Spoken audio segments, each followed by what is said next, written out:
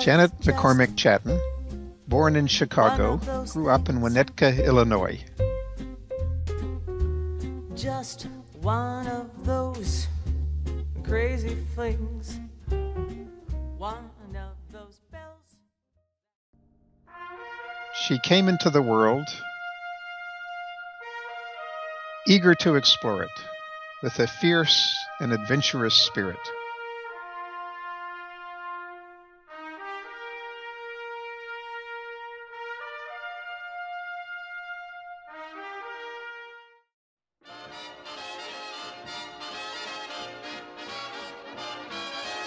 Her mother read to her constantly,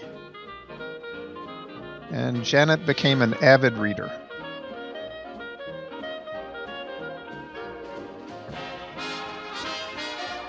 She traveled widely through her imagination and the neighborhood.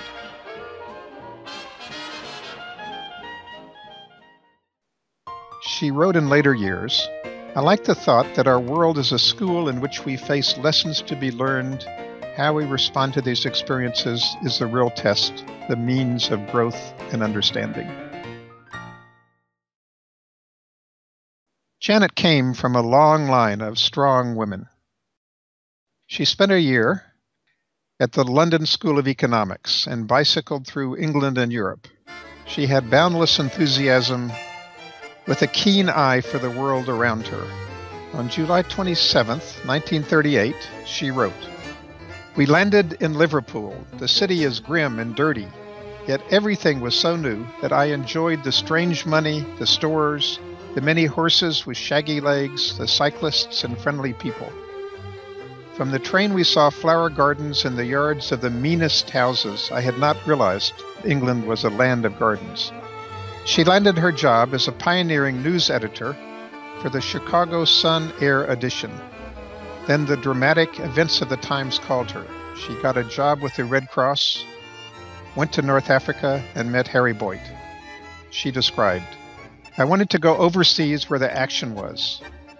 One wonders about these turning points in one's life, if there is a guardian angel or destiny." Janet and Harry courted across North Africa and married in 1944. A picture of themselves before the Great Pyramid in Cairo was prominently displayed throughout their marriage.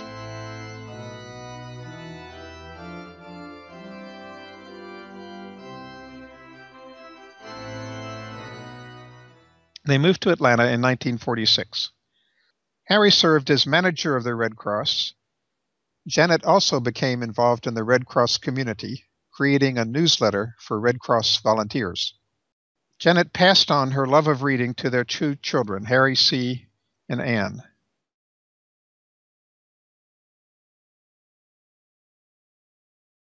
Their family spent many vacations in North Georgia mountains. In 1958, in a vacation in the Caribbean, Janet caught a giant barracuda. It became a family legend.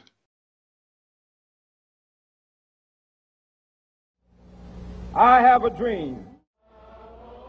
Janet and Harry became active in the unfolding drama of the Civil Rights Movement. He desegregated the Atlanta Red Cross. She helped to desegregate the Atlanta Public Libraries and the League of Women Voters. In 1963, Harry G. went on staff of the Southern Christian Leadership Conference as special assistant to Martin Luther King. I have a dream. Janet described, "To white Southerners he was a traitor. Jet magazine described him as a lightning rod for their hostility." Harry often had discussions with Dr. King about courses of action and was surely one of the first to urge him to publicly oppose the Vietnam War. She attributed this in part to their Quaker involvements. This nation will rise up and live out the true meaning of its creed. We hold these truths to be self-evident, that all men are created equal.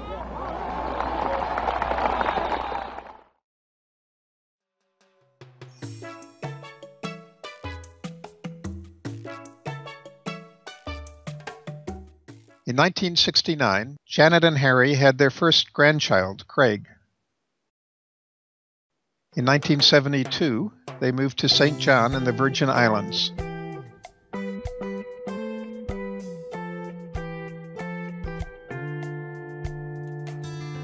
There, Janet founded a newspaper called the St. John Drum.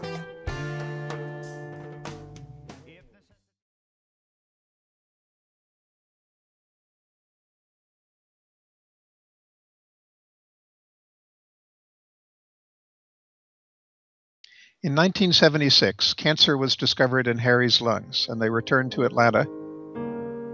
He died in 1977.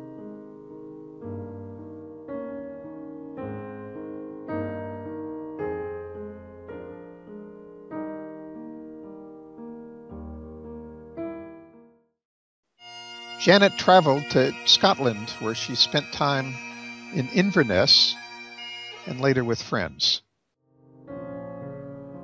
Then she moved to Carmel, an alternative community in the Shenandoah Valley near her ancestral home. A friend in a recent tribute recalls a trip with her through the valley much later. I remember saying how little I knew about the history of the country west of the Appalachians.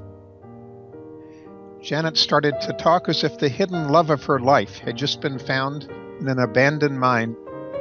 Brilliant and sparkling, she was a great historian of this country.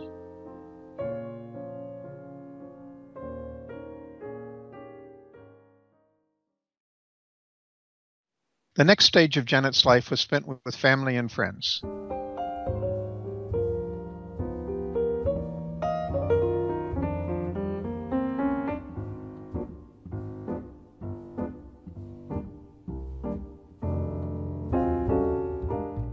Then she married Dwight Ferguson, an old friend from the Atlanta Friends meeting, whose wife Irene had also recently died.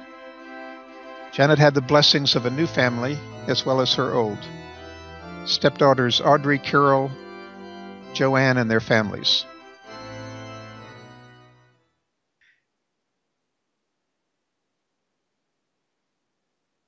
They took great pleasure in visiting the Ferguson family cabin on Lake Burton in North Georgia. Their grandchildren, Rachel and Rachel, Craig and Luke, often came in the summers.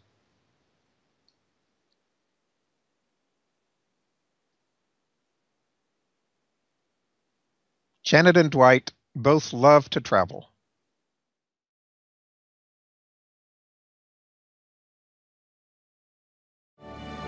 In 1987, Janet celebrated her 50th class reunion with members of the 1937 graduating class of Denison University.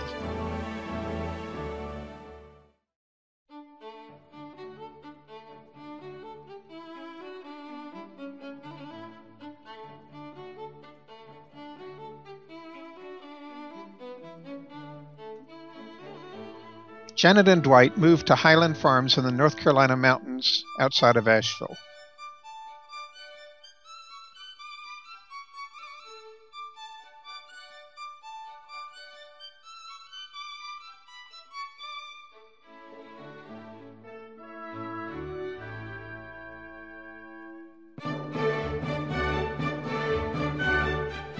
Many friends and family visited them there over several years.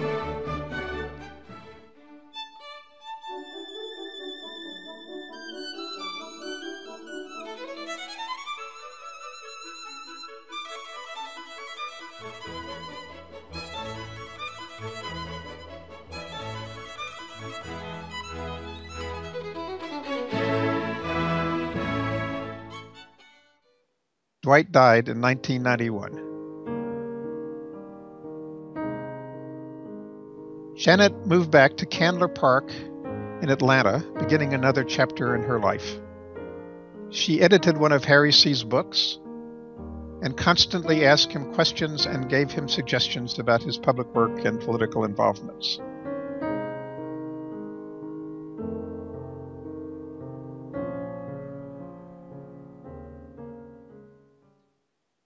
In the 21st century, Janet and Anne became great traveling companions.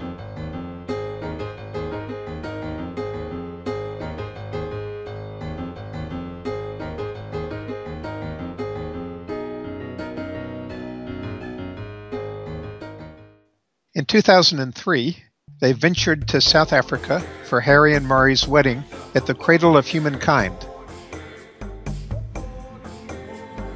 With her grandson Craig, Joanne, and other family and friends, they explored the legendary Kruger Game Reserve.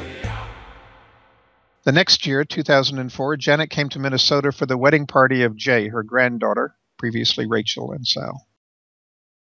Janet and Ann's travels continued.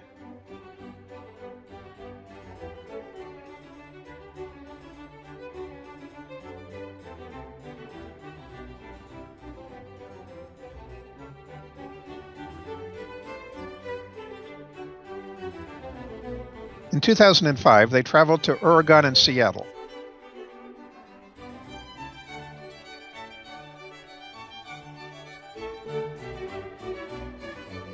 Audrey, Joanne, and Carol organized the first celebration of her 90th birthday.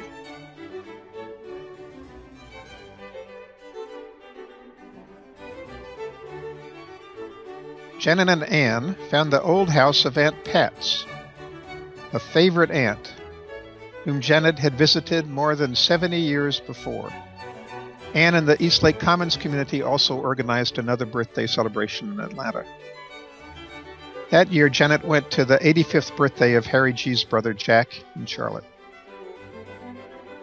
The next year, Janet and Ann went to Minnesota in March. At 7 a.m. in one of the legendary snows of Minnesota, Janet was out in the park helping to build Mr. Snow and later walking on water. They went to Paris.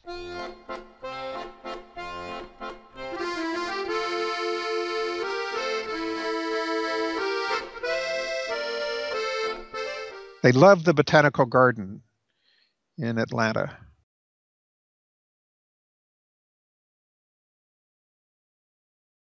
Janet recovered from a fall in her Eastlake Commons apartment in 2008 with amazing determination.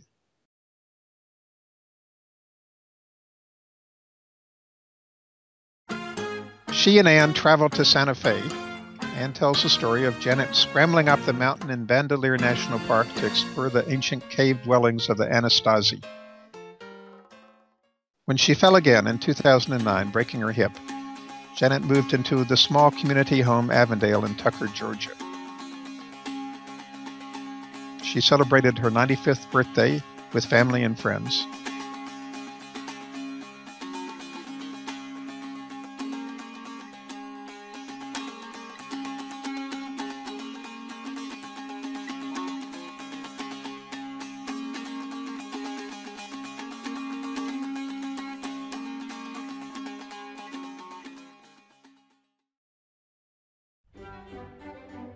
She had a wonderful new arrival, Eric, her first great-grandchild, son of Luke and Jana.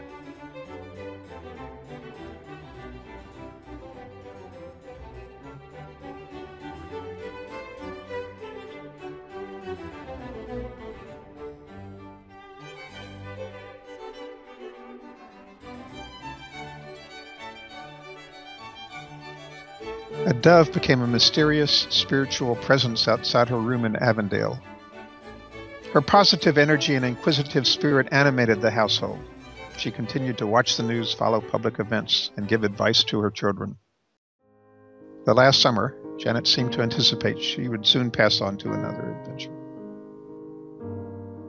She leaves a legacy of courage, change, friendship, and kindness, and also wisdom. She wrote in her document, Ethical Will, "We are part of the divine expressing itself in the manifold universe. We need to explore what our role can be, how we should behave and think and respond to our everyday world. Believe in yourself. Explore your convictions. Ask yourself, who are you? Be honest with yourself and others. Avoid being judgmental."